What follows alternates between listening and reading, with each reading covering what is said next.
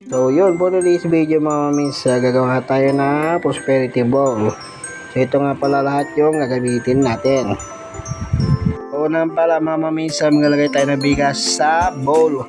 So ito pala ay sumisimbolo ng buhay, pagkamayabong at kasaganahan. So mga mamis, maglalagay tayo ng 12 pieces na itlog. Ito po ay sumisimbolo ng 12 months of the year, pag-angat at pagbuo. Susunod natin lalagay mga maminsa yung gold chocolate na 12 pieces. So ito po pala ay sumisimbolo ng pagmamahalan, pagbibigayan, pag-unlad. So ito po yon.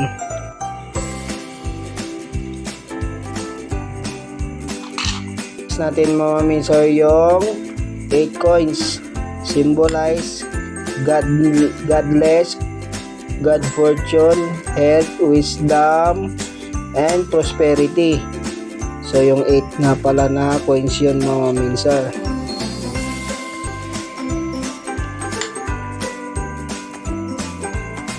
Nilagay na natin yung 8 pieces na coins. Isusunod natin yung 5 pirasong papel.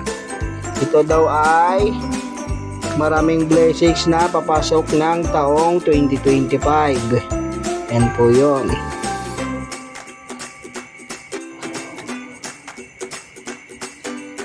So na itusok na natin. Susunod na natin yung bulak. Yung bulak naman mga minsar. Ayan. May simbolo ng bulak mga minsar para sa magaan na pagpasok sa taong 2025. So nailagay na natin yung bulak mga minsar. Yung prutas naman yung ilalagay natin. So sumisimbolo daw ito sa pagpasok ng taon na good luck and happiness. Mga minsar, nilagay natin yung prutas. So ilalagay naman natin yung ampaw na may halagang 168 pesos. So ilalagay na ni Mrs. ko yan sa loob.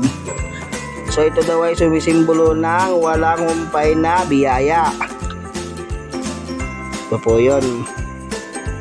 Yan. Lagay mo na doon. Yun. So nailagay na natin yung ampaw. Ilalagay naman natin yung laurel na 12 pieces. Ito daw po ay sumisimbolo ng attractive, abundance, and positivity.